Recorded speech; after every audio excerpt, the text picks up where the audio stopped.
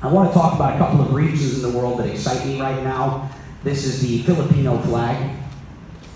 I think the Philippines is the most interesting market in the world today for the things that we do. Because one of the problems we have, and part of the reason that we're in this bear market, is we have a lot of theoretical conversations about the impact this technology can have on the world, but we're not actually delivering that much in reality.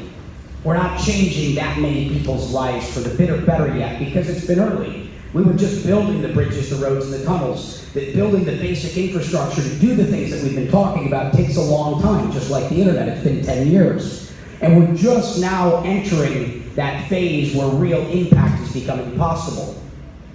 One of the things that I hope we accomplish in terms of driving impact to positively change the lives of people is in the area of financial inclusion. You have, actually, I don't think I needed that, I'm double mic'd. But the Philippines has 100 million people, 80 million of whom are unbanked. They've got the highest remittance rates per capita of anywhere in the world.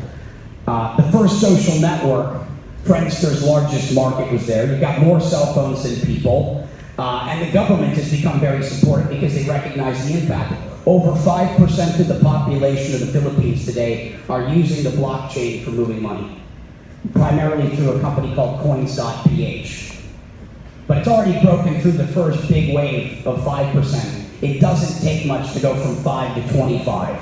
And so this looks like the first market where we're going to see real mass adoption of this technology in a way that is positively impacting the lives of an entire nation of people that have been without the basic resources that one needs to survive today. You know, if you're remaking Maslow's hierarchy of needs today, I'd say financial tools and access to the internet are kind of essential tools that you need to live today. You know, they belong on such a chart. And so I'm very excited by the Philippines. Because again, we have 3 billion people on the planet that don't have access to financial services. Another 2 to 3 billion people with limited access to financial services. We are talking about 2/3 of the population of the planet don't have the things that we have. A credit card, a bank account. It's kind of important. Obviously, this is near and dear to my heart. This is Puerto Rico. I was there this morning. It's a long flight. They don't have direct flights to LA to get here. But there's a lot going on in Puerto Rico. As most of you know, it's only been just over a year since Hurricane Maria. It was devastating. But Puerto Rico's been suffering from more than, they'll recover from the hurricanes. They're now mostly recovered. And there'll be another hurricane, and Puerto Rico will be fine over time. You build things that can withstand 150-mile-an-hour winds. Don't build cheap houses, build good houses. I mean, there are ways to deal with this stuff.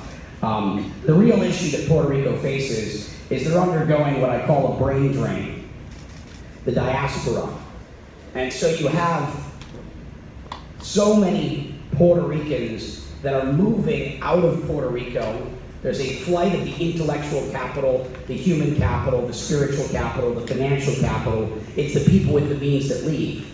The other problem is there's not any opportunity for the young people. So when you're graduating from the University of Puerto Rico, Mayagüez, for example, the number 15 engineering school in the country, what opportunities do you have in Puerto Rico right now? And so when the adults are leaving, that are the intellectuals with the greatest ability to make impact, when the young future leaders are leaving, this is something that long term is very, very damaging.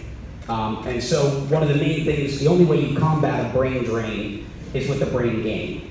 And so a lot of us have been moving down to Puerto Rico. There's a very big blockchain and crypto community and wonderful things going to come there. I'd love to see all of you visit it sometime.